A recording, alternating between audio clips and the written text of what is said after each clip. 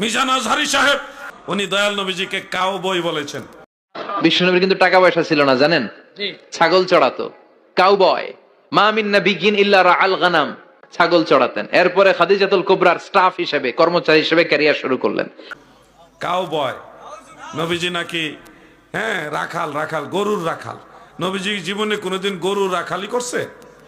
বকরি চড়াইছেন। আসসালামু আলাইকুম ওয়া রাহমাতুল্লাহি ওয়া বারাকাতুহু।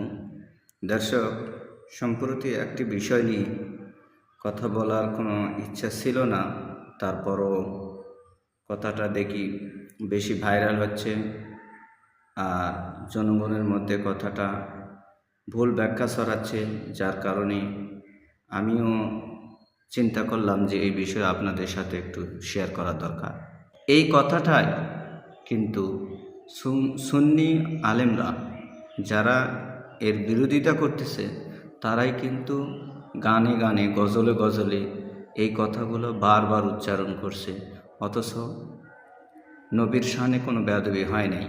আসুন আমরা সেই হুজুরদের মুখেই, সুন্নি আলেমদের মুখেই নবী কী ছিলেন, নবী রাখাল ছিলেন না কি ছিলেন, তারা গানে গানে সুরে সুরে বলতেছে।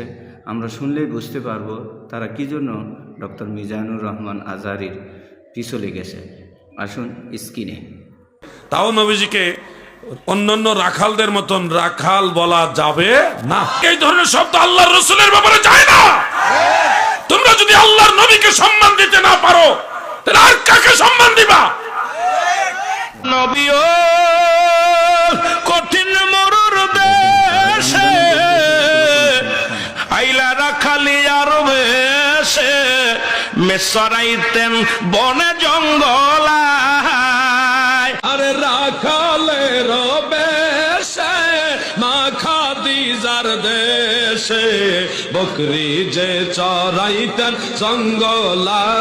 আয়গ নবীজি আমি কোন সাধনে পাইব তোমায়।